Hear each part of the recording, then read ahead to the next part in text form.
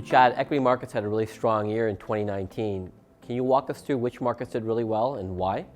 So it was another year where the US equity market led the way higher. Canadian stocks not too far behind for most of the year.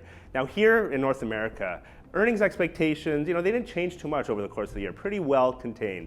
But what really drove stock prices higher was what the market was willing to pay for those earnings. So valuations expanded considerably over the course of the year, really driving prices higher.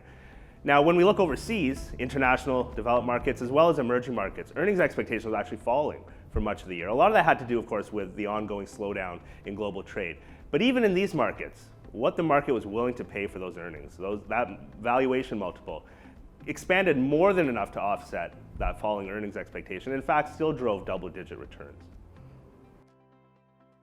So Chad, global trade has been an issue all year long. It really was not resolved in 2019, but we still saw markets go higher. Why?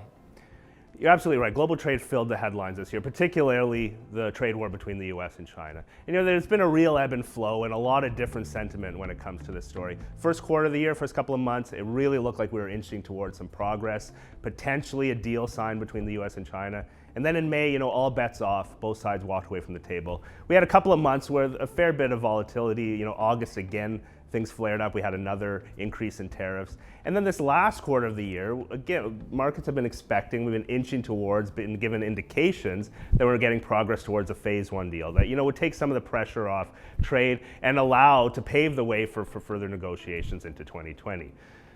How has the market actually been able to deal with this? It's been that typical story of being able to climb that wall of worry, but at the same time, very importantly, is that central banks have offered a very accommodative policy mix to help offset some of the concerns on trade.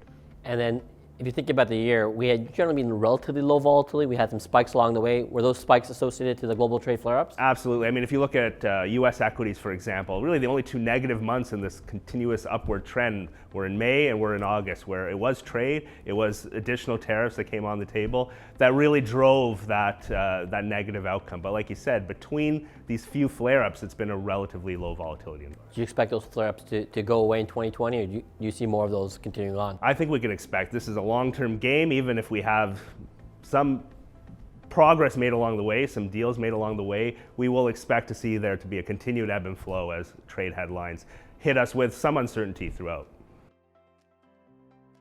So Chad, the Fed obviously cut rates multiple times in 2019.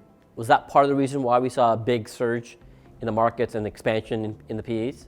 Absolutely. So unlike trade, which like we said, lots of noise, lots of volatility, positives, negatives, the story on policy rates, particularly the Fed cutting rates 3 times, but other central banks as well, the ECB in Europe restarting quantitative easing, the policy mix has been a one-way direction of easier policy throughout 2019. And this is coming from 2018, where we were talking about being on autopilot for higher rates throughout. So quite an exceptional shift in the policy mix, certainly lower rates, more accommodative policy, and then as textbook finance that tells you that as rates are falling, valuation multiples, what markets are willing to pay for riskier assets, all of a sudden increase, and that's exactly what we saw this year. So considerable movement in riskier markets and equity markets being driven by that multiple expanding.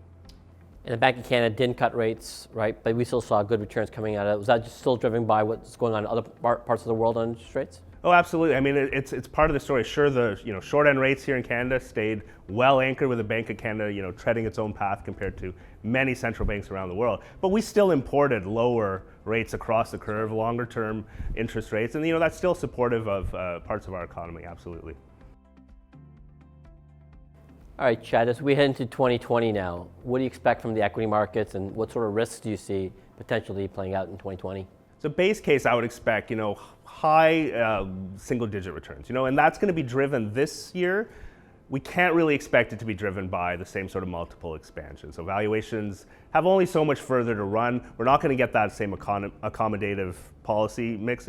Rates will probably stay around where they are, but we're not going to see further cutting. So you need earnings expansion? We're going to need to see this coming from earnings. And again, base case, if trade, we don't see significant resolution there, what's going to drive earnings this year? Part of that's going to be the rate cuts that we saw last year. So easier policy still working its way through the system. That's going to help earnings move higher this year.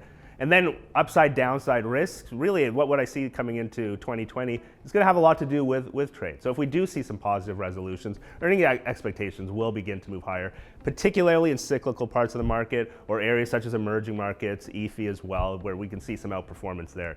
If we don't, if trade continues to be an ongoing sort of drumbeat of more negative news or at least uncertainty, I would expect those defensive growth areas of the market, low volatility stocks, to really tread higher compared to other parts of the market. So really, interest rates last year, drove the market significantly higher. This year, we might see the impact of those cutting rates filtering into the economy, but we don't really necessarily need more rate cuts. We don't necessarily. It looks like, what we saw from the Fed in December, for example, places them firmly on hold. Other parts of the world, let's be honest, they have very little monetary ammunition left in the tank. I think they're going to be very careful in when they spend that. So I think we can expect it to be, for the most part, on hold for this year. So let's see what earnings can do. Let's see if we get some resolution on trade. And that's really where the upside surprises beyond, low, moderate returns in equities may come from. So definitely still a good year in 2020, just not as strong as we saw in 2019. Absolutely. That's our base case expectation. Thanks, Chhad. Thank you.